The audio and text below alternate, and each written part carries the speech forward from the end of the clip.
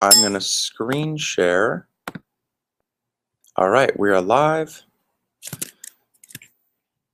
Okay, present to everyone. And I'm going to close down my proprietary code. And hold on, I'm just going to like totally close all the windows I've got. There we go. Salesforce PDF, that's something safe. I'm going to screen share. All right, we are live. Okay, present to everyone. Awesome. Okay. Okay, normally I would have somebody else talking and I'd get my other laptop and make sure that I could see this or hear it from somewhere else, but we're only kind of set up on one. Okay. I'm just gonna do this.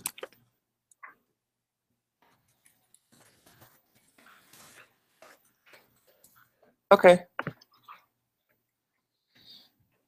And I'm gonna like it. Okay. So, does everybody here have a developer account? Developer org, right? So when I started digging more into Salesforce development and wanted to make a free app on the App Exchange, the rules might have changed recently in the last year or so about whether or not you can actually get a free partner portal account.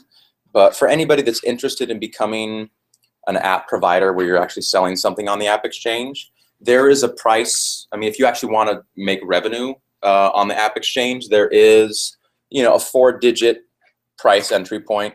It's between $2,000 and $4,000 to initially list. I think it's only $100 or $200 for every year after that to stay listed. But I just wanted to put a free open source app up to go through the process. And so I got a partner portal account, and once you go through the whole process and actually get accepted, you have a partner portal login. And then they were able to take one of my old developer orgs, like the first developer org I signed up for with my Gmail address, and make it into an enterprise business org, right? So once you get into ISV land, it's more than just a production org and sandboxes. It's like you have several orgs for different things, right? You've got a trial force management org, and you've got a business org, and you've got developer orgs and test orgs and everything. We're not going to go into that, but the long story short is that if you've got a non-developer org, like an enterprise org, etc., you're not going to be able to log into Trailhead with that. That's something that I ran into because my main identity on the forums and everything that where I log in with Salesforce isn't the company that changes, right, every year or two. But it's been my developer org that was the first one I signed up for. So if you've got a developer org that you want to use as your success community identity, you can log in with that. But if it's not a developer org per se, you'll have to have another developer org to connect to the challenge. So just a little heads up, that may not be anything that anybody needs to worry about, but that's something I ran into. So I'm going to go here, and also, so I'm going to show the link right here. If you haven't signed up for developer org yet, developer.salesforce.com/sign up, I guess, not join, sign up. You sign up for this. And again, if it's just for your own personal use, remember that the company field here is going to be the name of the organization. Normally, if you're a business and you actually have a production enterprise org for your business, that's going to be the name of the organization anyway. But if it's developer org and you're spinning it up for Summer of Trailhead 2015, you might want to name the company name something appropriate like that, right? Or my developer org, something like that. I'm not going to sign up for one. I'm going to go straight to Trailhead, developer.salesforce.com/Trailhead, and you'll see some of what I'm talking about here when I go to log in. Now you'll notice they switched up the Trailhead categories in the past couple months. It used to be, anybody remember? I actually sent Chris some tweets about this because Financial Forces Wiki had the old categories on it. This is how we do the Salesforce. Sorry, that's my fine. Anyways, so there used to be some categories, and it was a little more developer centric. And now it's, yes, you can come here to learn administrator stuff. You can come here to learn developer stuff. So I'm going to go ahead and log in here. And it's pretty sweet. I don't know if you guys have had a chance to actually get into Trailhead much or not. But like, say like you're working on a certain project, and you're kind of curious more what the certain functionality can do, the different modules and everything, like the lessons and everything. There's quite a bit. It's quite diverse. Here we go. And it's sometimes you'll run into problems with verifying your challenge, and that's okay. Just be ready. I think that's why it can be nice to have developer orgs that are not necessarily your identity org, right? Like you can have one org that serves as your identity and then a different one to do the challenges in. So you could technically spin up a challenge org for each challenge that you do, because then that way, if you run into a problem verifying your challenge and you have to spin up a new org, you can have a separate org for your identity. These things are important because, oh, well, I could use that separate Google account, but I don't have all my followers on that, right? Or whatever. You don't have my forum posts on Stack Overflow with my second Twitter account or whatever, right? There's a lot of ways that you can sign in. So just be aware of identity versus a developer org that you're going to need for the challenge. So I'm signed in here. This is my good, may the S-Force be with you at Gmail identity, which is what's on the success community and the developer forums and everything. So that's a nice place to track that Trailhead content, right? Because just like having one single LinkedIn account or Twitter account, you don't have a fragment, oh, well, I had some forum answers here, but then I had some forum answers on this other account. It's nice to kind of have those build up. So you'll have all your badges in one place if you manage your identity org well. Just to raise a hands, I guess, who here would be interested in doing administrator trails? Anybody looking at anybody doing developer trails? No, not developer. Yeah, intermediate. Yeah, intermediate developer. Yeah, I'd do the intermediate. Nice. Anybody already done some of the beginning developer trails? Beginning developer trails, and then so people looking to do intermediate developer. Start the developer and then I'll do the intermediate. Okay, nice. And they also have something new here. I'm going to take advantage of my newly acquired Swift skills, meaning I started watching videos, and try to get into the mobile SDK. I've been doing Sencha EXT and Sencha Touch for about a month or two now, and it might be much, I don't know. We'll try to judge what's less painful, right? Using the mobile SDK or trying to do it web enabled. So, I mean, I don't really have a presentation to go through with you here. I'm going to go ahead and sign in through the admin trail beginner so you can see the percentage done, right? I've done 20% of that trail. So I'm going to go ahead and click in to this with you. Wow, it tells you how many hours you have remaining. Oh, good. What's your time to do? Right. Yeah, I wonder if you can track estimates versus actuals. So you'll notice here I'm inside of a certain module or of a certain trail. There we go. Right. Yay, pretty URLs. And there's some modules here. I'm wondering, it'll show you here, I've completed these challenges. I haven't done these ones. I'm 68% of the way done, right? Finished data modeling, finished data management.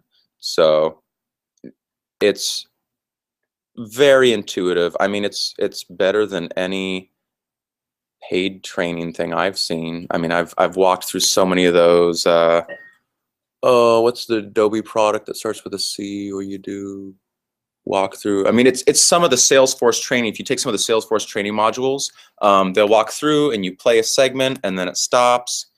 Here, let's do Adobe. Especially the one for Pardot. Yeah, Adobe It's bad. training software. What is that called? Exactly. It's not in a Google search suggestion. It just doesn't exist. So it's so much more intuitive. It has very little text. I'm going to go ahead and do the getting started with the platform. There are also some temporary trails. So just like, for instance, I'm going to show you Pact, Pact Publishing. I forget what so Pact Publishing is the publisher that Andrew Fawcett published his enterprise architecture patterns on. Keir Bowden, aka Bob Buzzard, also published a Visualforce developer's guide on Pact Publishing. They'll have a free ebook. So every week or day or something, they have a free ebook that's available for it. And then after that, it's not free anymore. Similarly, there used to be a Catter badge, which was, I think, an April Fool's kind of April area.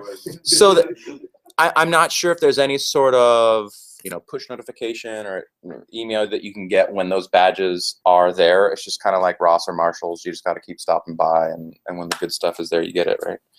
So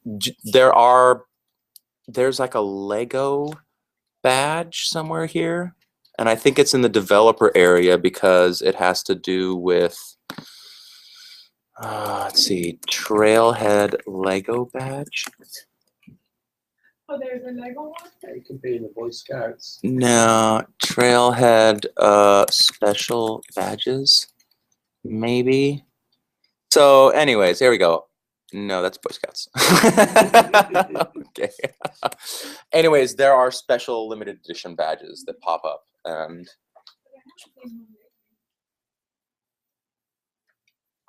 I wonder what the Lego one is for then. That might actually just be developing something. But so there will be special edition badges there. And I think, I'm not going to talk a lot. I'd rather dig into some of the trails myself. So I think maybe if we could set up some areas where maybe people that are doing admin trails, we can like break off a section over here. See, that once you guys get the shirts and stickers, we'll have more desk space. So I'm thinking maybe we can section off maybe right here, because there's a little shorter wall here. So like right here, we have like people doing admin stuff, and then beginner developer stuff. Maybe we can split between here and here. I'm not going to be presenting that much. So like developers, we can take up some of this space and just jump into it. Trailhead is much better at explaining this than I will be, I'm sure. So What if people have questions about something that they're working on? then you can ask me, right? And I'll be available. Yeah. Who wants to go first? I've got a quick, yeah, like does anybody, so before we jump into the modules, are there any things that maybe you've been having trouble with at work or side projects that you're looking to learn out of here so that I can let you know either? Maybe after that, the question sessions, I will ask the question. Okay, okay. Regarding the pick list, I have Pick list, record type and pick list. With Visualforce, I'm not able to get it there. got it, okay. I've So been, you can do it in Visualforce maybe? Based on the record type, I need to pick, get different pick lists. and you're not even translating yet? Ah, oh, easy. Yeah, you have to define it. You have to make it available, or no, you have to make it selected, because if it's available but not selected, right, in your dueling list box of pick list values. And just to show you,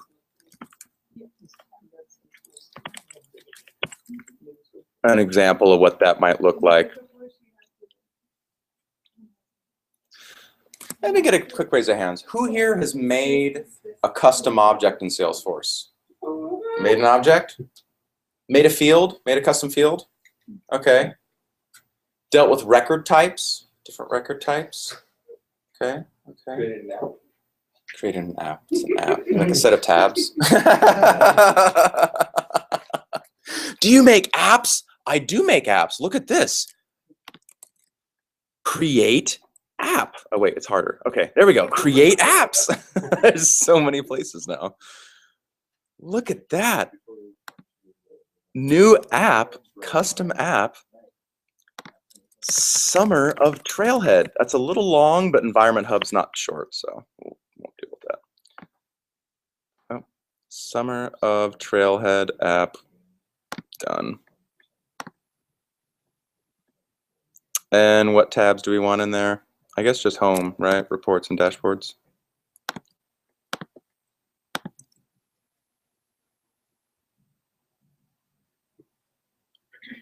Look at that. See? We just made an app. So, yeah. I promise there will be things almost as easy as this in Trailhead, but there will also be, you know, if you're another user, it's going to make sure that user A has access to a record and user B doesn't, with sharing rules and stuff. So it does get that kind of nitty gritty, which is nice because that's exactly what you have trouble with sometimes is, okay, I've got user A and user B, right? User A needs access to these records, but not these records, like rows, right? But oh wait, user B needs access to even less records, but they need to see the routing number column, right? And like, what's the difference between field security and sharing? Oh, but I did without sharing. Why can't I see the field? Well, yeah, because the field security isn't dealt with in sharing, right? Sharing is row level. So there are definitely Trailhead routes for all these kind of things. So let's see, I'm streaming. I think I'm sharing my desktop, so I can take this off because I'm not going to be presenting anything to you guys, but I'm still sharing my screen. So if you want to kind of self-organize around what trail modules you're going to be working around, then we can actually just do the do, right, instead of listening to me blab. Yeah, sure. Cool. And here, I'm gonna move things around so we have a little more table space. You guys can go anywhere, but that, So we can go off that. you can go to that one, that one, that one, or that one. You just can't do that Okay. And let's see. one. This works better with music. I think I'm gonna. They're on directory stuff. Let's see. People that are tuning in at home, I think we're just gonna leave you up to the site. Good luck. Developer.salesforce.com/trailhead. There we go. Can we just like stream this and play our copyrighted music? Bye. Okay.